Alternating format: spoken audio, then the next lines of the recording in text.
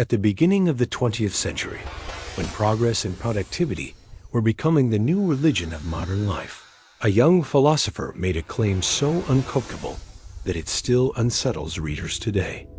Carlo Michelstaedter believed that most people never truly live. They move, work, struggle, and succeed, but they do not live. Not because life is unavailable to them, but because they continuously postpone it. Michelstaedter observed that modern existence is structured around delay. From an early age, individuals are taught that life begins later. Childhood prepares for adulthood. Education prepares for work. Work prepares for stability. Stability prepares for happiness. Happiness prepares for a meaningful life that always seems to be just ahead. The present moment is never enough on its own. It must be endured, justified, and explained as a step toward something else.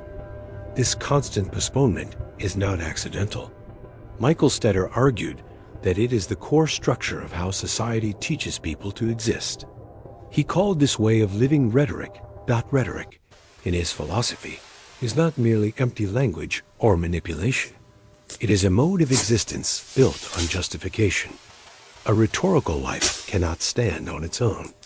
It must always explain why it is worth living, usually by pointing to future rewards.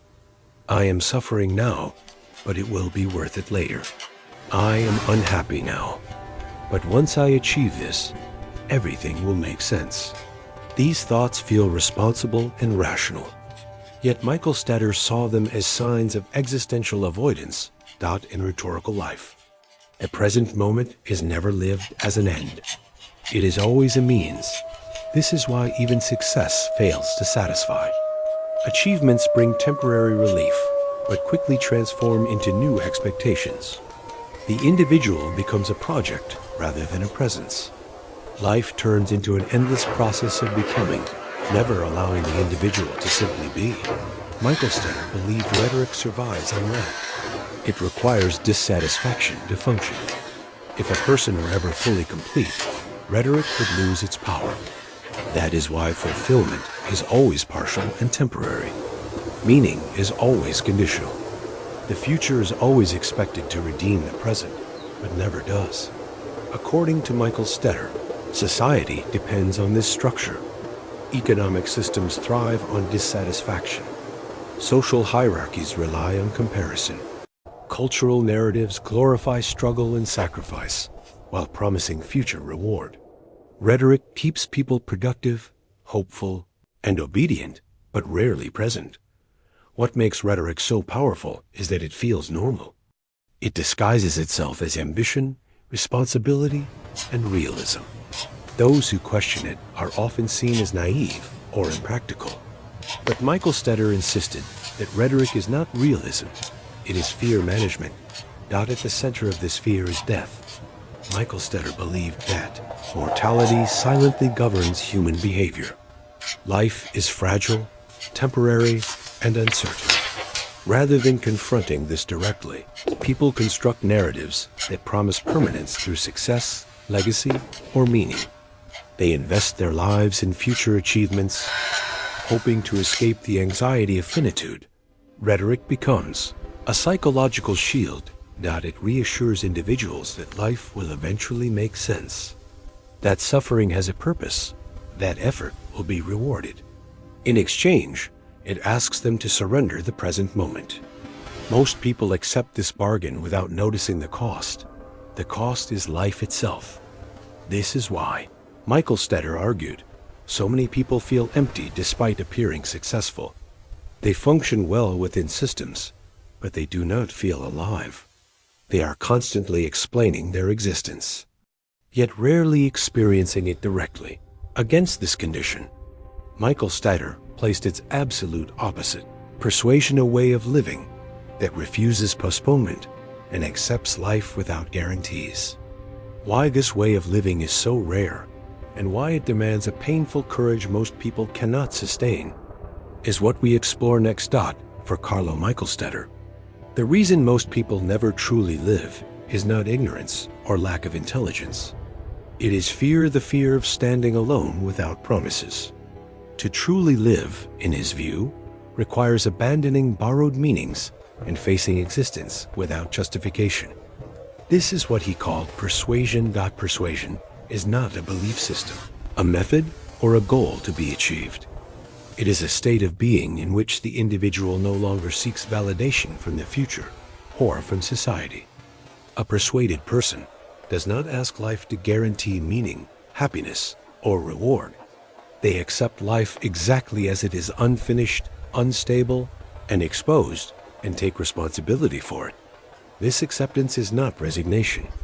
It is clarity. To live persuasively means to stop waiting. It means recognizing that life does not begin later. It is happening now, or not at all. The present moment is no longer endured as a bridge to the future. It is lived as an end in itself, not because it is pleasurable, but because it is real. Michelstaedter was clear that persuasion does not lead to happiness. Happiness, as commonly understood, is itself a rhetorical promise of future emotional state, dependent on conditions. Persuasion offers no comfort, no reassurance, and no narrative closure.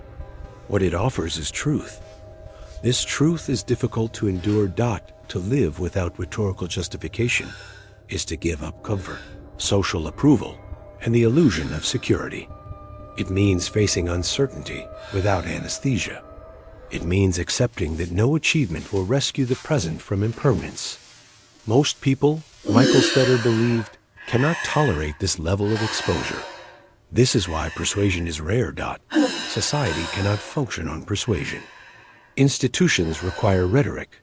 They require people who accept postponement, who believe in future rewards, who are motivated by promises. A world of fully persuaded individuals would not be chaotic, but it would be ungovernable, because it would no longer respond to incentives based on illusion. Michelstaedter did not condemn those who live rhetorically. He understood that illusion often feels necessary for survival, but he insisted that necessity does not transform illusion into truth. Rhetoric may be unavoidable, but it remains false. The tragedy, according to Michelstaedter, is that once this truth is seen, it cannot be unseen. Awareness creates a painful tension. The individual recognizes the emptiness of postponed living, yet remains embedded in a world built entirely on it. There is no comfortable middle ground. This is why Michelstaedter offered no solutions. He did not propose balance, moderation, or reform. He refused compromise. His philosophy is not a guide to happiness. It is a confrontation with reality. In the modern world, his ideas feel more relevant than ever. Productivity culture, constant self-optimization, and the pressure to justify one's existence through achievement have only intensified. People are encouraged to live for metrics, visibility, and future success. Presence becomes optional. Performance becomes mandatory. Michelstaedter would say, this is rhetoric perfected. His question remains as disturbing as it is simple. If meaning always lies in the future, when does life actually happen? If we spend our days explaining why existence is worthwhile, have we ever truly existed at all? To truly live, in Michelstaedter's sense, is not to be happy or successful. It is to stop hiding behind promises and face life without excuses. Few choose this path. Fewer still can endure it. And that is why, according to Michelstaedter, most people never truly live.